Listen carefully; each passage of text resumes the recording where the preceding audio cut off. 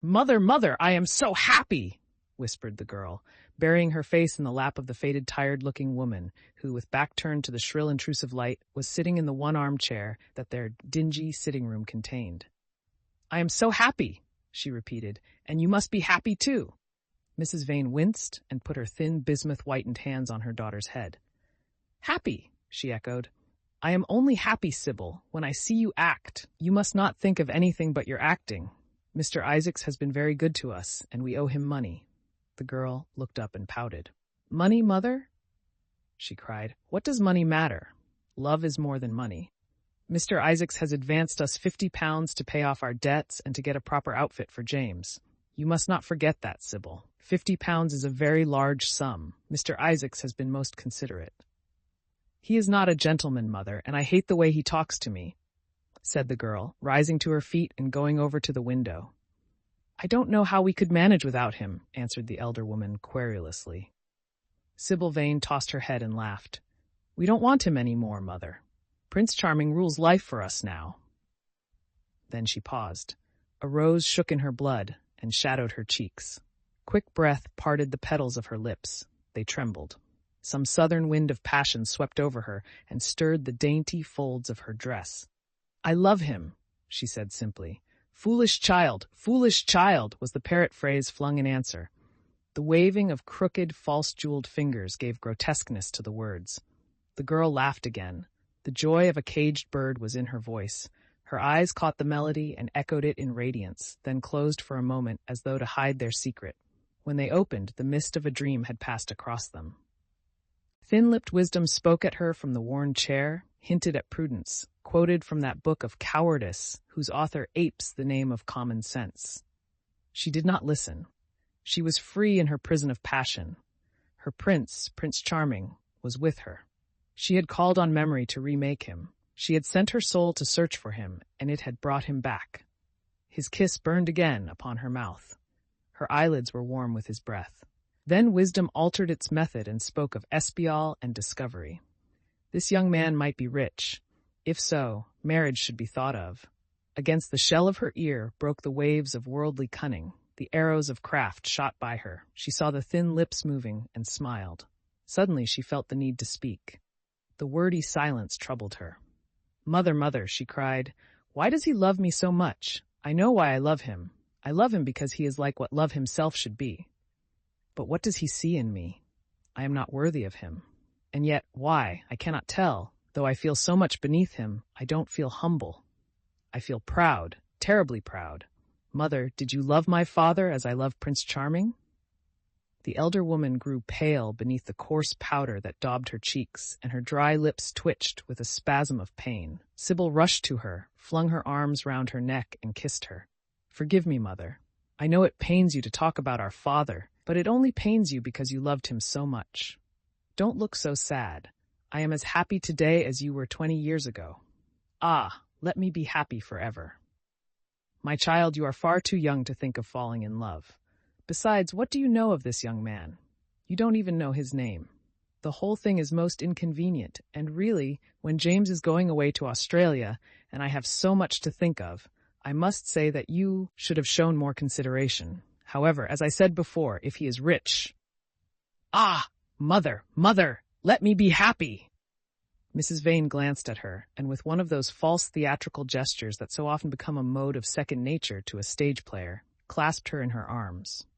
At this moment, the door opened, and a young lad with rough brown hair came into the room. He was thick-set of figure, and his hands and feet were large and somewhat clumsy in movement. He was not so finely bred as his sister. One would hardly have guessed the close relationship that existed between them. Mrs. Vane fixed her eyes on him and intensified her smile. She mentally elevated her son to the dignity of an audience. She felt sure that the tableau was interesting. You might keep some of your kisses for me, Sibyl, I think, said the lad with a good-natured grumble. Ah! But you don't like being kissed, Jim, she cried. You are a dreadful old bear. And she ran across the room and hugged him. James Vane looked into his sister's face with tenderness. I want you to come out with me for a walk, Sibyl. I don't suppose I shall ever see this horrid London again. I am sure I don't want to. My son, don't say such dreadful things, murmured Mrs. Vane, taking up a tawdry, theatrical dress with a sigh and beginning to patch it. She felt a little disappointed that he had not joined the group. It would have increased the theatrical picturesqueness of the situation. "Why not, Mother? I mean it." "You pain me, my son. I trust you will return from Australia in a position of affluence. I believe there is no society of any kind in the colonies, nothing that I would call society. So when you have made your fortune, you must come back and assert yourself in London." "Society," muttered the lad. "I don't want to know anything about that. I should like to make some money to take you and Sibyl off the stage. I hate it." "Oh, Jim," said Sibyl, laughing. "How unkind of you. But are you really going for a walk with me? That will be nice. I was afraid you were going to say goodbye to some of your friends, to Tom Hardy, who gave you that hideous pipe, or Ned Langton, who makes fun of you for smoking it. It is very sweet of you to let me have your last afternoon. Where shall we go? Let us go to the park." "I am too shabby," he answered, frowning. "Only swell people go to the park." "Nonsense, Jim," she whispered, stroking the sleeve of his coat. He hesitated for a moment. "Very well," he said at last, "but don't be too long dressing." She danced out of the door. One could hear her singing as she ran upstairs. Her little feet pattered overhead. He walked up and down the room 2 or 3 times.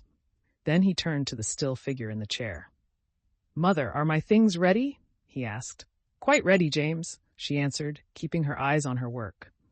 For some months past, she had felt ill at ease when she was alone with this rough, stern son of hers. Her shallow, secret nature was troubled when their eyes met.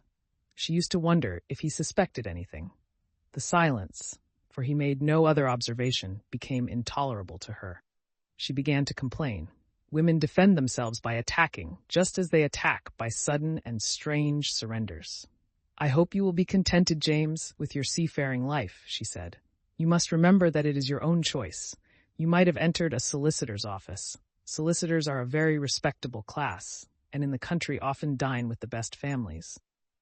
"I hate offices, and I hate clerks," he replied. "But you are quite right. I have chosen my own life. All I say is, watch over Sibyl. Don't let her come to any harm. Mother, you must watch over her." "James, you really talk very strangely. Of course I watch over Sibyl. I hear a gentleman comes every night to the theater and goes behind to talk to her. Is that right? What about that?"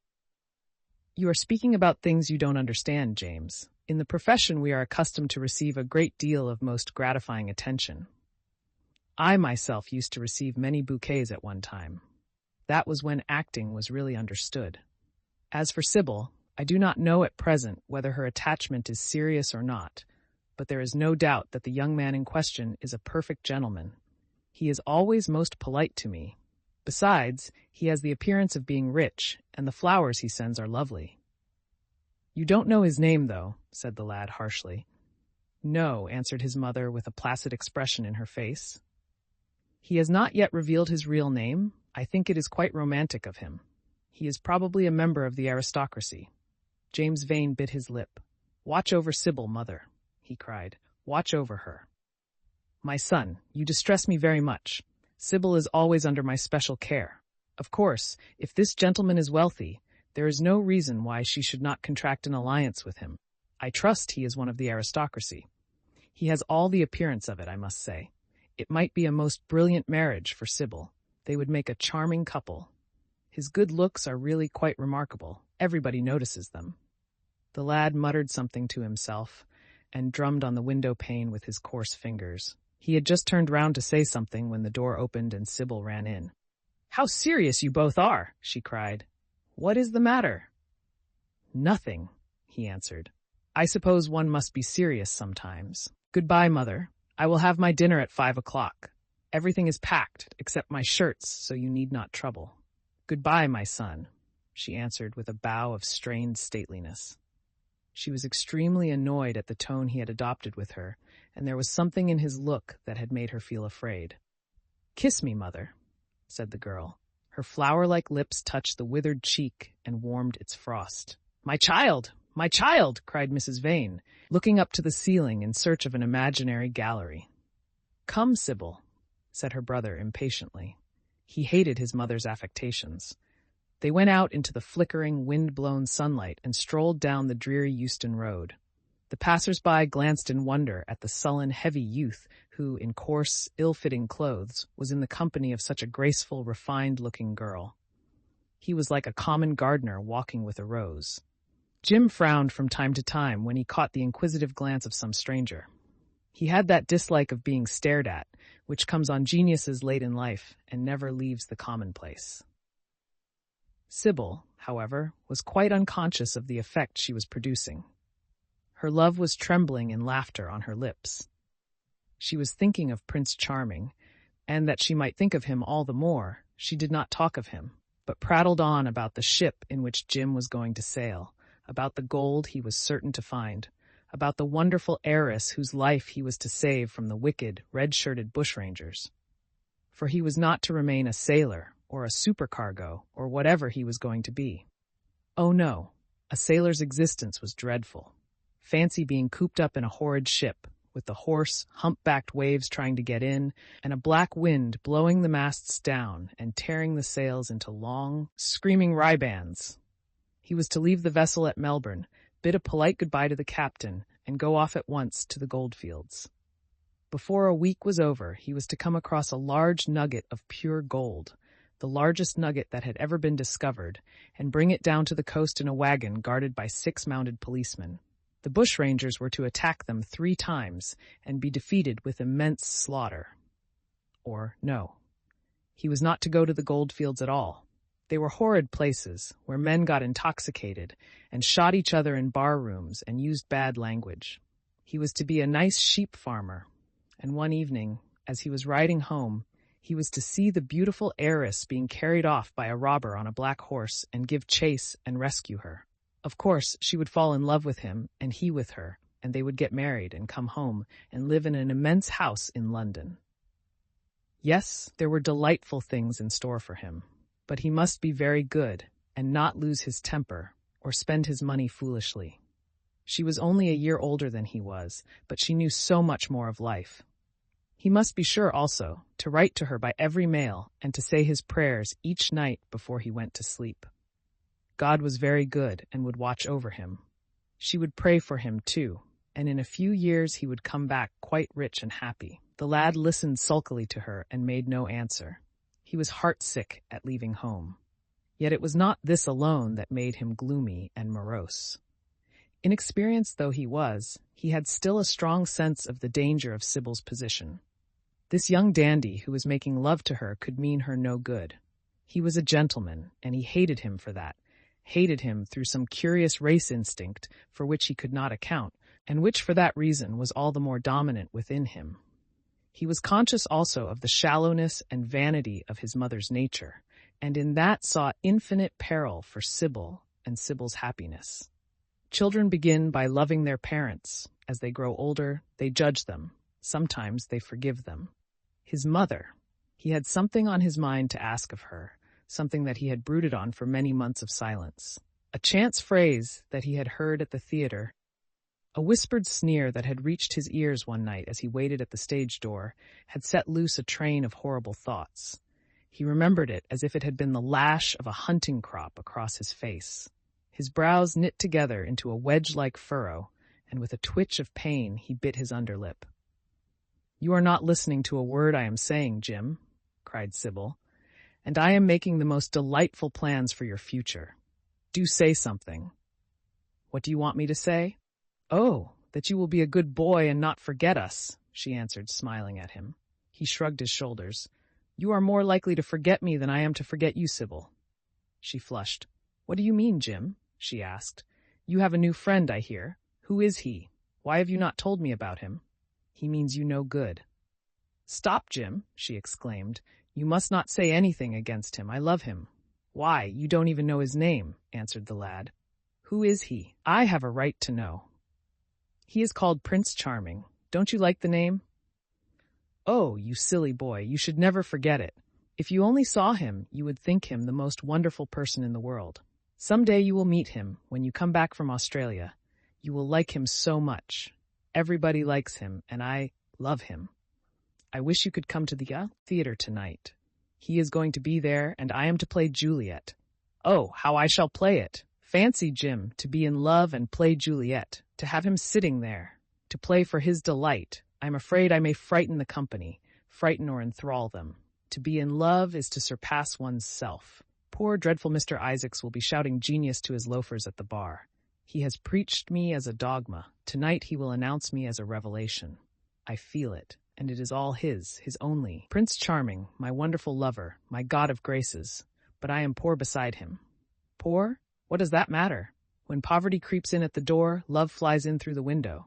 Our proverbs want rewriting. They were made in winter, and it is summer now. Springtime for me, I think, a very dance of blossoms in blue skies. He is a gentleman, said the lad sullenly. A prince, she cried musically. What more do you want? He wants to enslave you. I shudder at the thought of being free. I want you to beware of him. To see him is to worship him. To know him is to trust him. Sibyl, you are mad about him. She laughed and took his arm. You dear old Jim, you talk as if you were 100. Some day you will be in love yourself. Then you will know what it is. Don't look so sulky. Surely you should be glad to think that, though you are going away, you leave me happier than I have ever been before. Life has been hard for us both, terribly hard and difficult. But it will be different now. You are going to a new world, and I have found one. Here are 2 chairs. Let us sit down and see the smart people go by. They took their seats amidst a crowd of watchers. The tulip beds across the road flamed like throbbing rings of fire. A white dust, tremulous cloud of orris root it seemed, hung in the panting air. The brightly colored parasols danced and dipped like monstrous butterflies. She made her brother talk of himself, his hopes, his prospects. He spoke slowly and with effort. They passed words to each other as players at a game pass counters. Sibyl felt oppressed. She could not communicate her joy. A faint smile curving that sullen mouth was all the echo she could win. After some time she became silent. Suddenly she caught a glimpse of golden hair and laughing lips, and in an open carriage with 2 ladies Dorian Gray drove past. She started to her feet. There he is, she cried. Who? Said Jim Vane. Prince Charming, she answered, looking after the Victoria. He jumped up and seized her roughly by the arm. Show him to me. Which is he? Point him out. I must see him, he exclaimed, but at that moment the Duke of Berwick's 4-in-hand came between, and when it had left the space clear, the carriage had swept out of the park. He is gone, murmured Sibyl sadly. I wish you had seen him. I wish I had, for as sure as there is a God in heaven, if he ever does you any wrong, I shall kill him. She looked at him in horror. He repeated his words. They cut the air like a dagger. The people round began to gape. A lady standing close to her tittered. Come away, Jim. Come away, she whispered. He followed her doggedly as she passed through the crowd. He felt glad at what he had said. When they reached the Achilles statue, she turned round. There was pity in her eyes that became laughter on her lips. She shook her head at him. You are foolish, Jim, utterly foolish, a bad-tempered boy. That is all. How can you say such horrible things? You don't know what you are talking about. You are simply jealous and unkind. Ah, I wish you would fall in love. Love makes people good, and what you said was wicked. I am 16, he answered, and I know what I am about.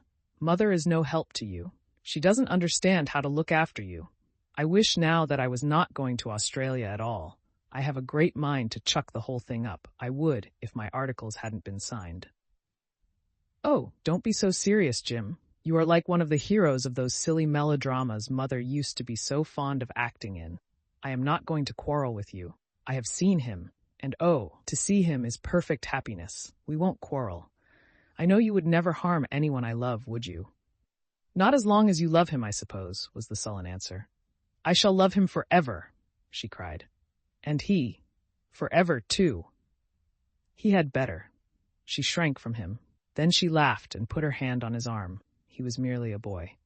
At the Marble Arch they hailed an omnibus, which left them close to their shabby home in the Euston Road. It was after 5 o'clock, and Sibyl had to lie down for a couple of hours before acting. Jim insisted that she should do so. He said that he would sooner part with her when their mother was not present. She would be sure to make a scene, and he detested scenes of every kind. In Sibyl's own room they parted. There was jealousy in the lad's heart, and a fierce, murderous hatred of the stranger who, as it seemed to him, had come between them. Yet, when her arms were flung round his neck and her fingers strayed through his hair, he softened and kissed her with real affection. There were tears in his eyes as he went downstairs. His mother was waiting for him below. She grumbled at his unpunctuality as he entered. He made no answer, but sat down to his meager meal. The flies buzzed round the table and crawled over the stained cloth. Through the rumble of omnibuses and the clatter of street cabs, he could hear the droning voice devouring each minute that was left to him. After some time, he thrust away his plate and put his head in his hands. He felt that he had a right to know. It should have been told to him before, if it was as he suspected. Leaden with fear, his mother watched him. Words dropped mechanically from her lips. A tattered lace handkerchief twitched in her fingers. When the clock struck 6, he got up and went to the door. Then he turned back and looked at her. Their eyes met. In hers he saw a wild appeal for mercy. It enraged him. "Mother, I have something to ask you," he said. Her eyes wandered vaguely about the room. She made no answer. "Tell me the truth. I have a right to know. Were you married to my father?" She heaved a deep sigh. It was a sigh of relief. The terrible moment, the moment that night and day, for weeks and months she had dreaded, had come at last, and yet she felt no terror. Indeed, in some measure, it was a disappointment to her. The vulgar directness of the question called for a direct answer. The situation had not been gradually led up to. It was crude. It reminded her of a bad rehearsal. "No," she answered, wondering at the harsh simplicity of life. "My father was a scoundrel then," cried the lad, clenching his fists. She shook her head. "I knew he was not free. We loved each other very much. If he had lived, he would have made provision for us. Don't speak against him, my son. He was your father and a gentleman. Indeed, he was highly connected." An oath broke from his lips. "I don't care for myself," he exclaimed, "but don't let Sibyl— It is a gentleman, isn't it, who is in love with her, or says he is? Highly connected, too, I suppose." For a moment a hideous sense of humiliation came over the woman. Her head drooped. She wiped her eyes with shaking hands. "Sibyl has a mother," she murmured. "I had none." The lad was touched. He went towards her, and stooping down, he kissed her. "I am sorry if I have pained you by asking about my father," he said, "but I could not help it. I must go now. Goodbye. Don't forget that you will have only one child now to look after. And believe me that if this man wrongs my sister, I will find out who he is, track him down, and kill him like a dog. I swear it." The exaggerated folly of the threat, the passionate gesture that accompanied it, the mad, melodramatic words, made life seem more vivid to her. She was familiar with the atmosphere. She breathed more freely, and for the first time for many months she really admired her son. She would have liked to have continued the scene on the same emotional scale, but he cut her short. Trunks had to be carried down and mufflers looked for. The lodging-house drudge bustled in and out. There was the bargaining with the cabman. The moment was lost in vulgar details. It was with a renewed feeling of disappointment that she waved the tattered lace handkerchief from the window as her son drove away. She was conscious that a great opportunity had been wasted. She consoled herself by telling Sibyl how desolate she felt her life would be, now that she had only one child to look after. She remembered the phrase. It had pleased her. Of the threat, she said nothing. It was vividly and dramatically expressed. She felt that they would all laugh at it someday.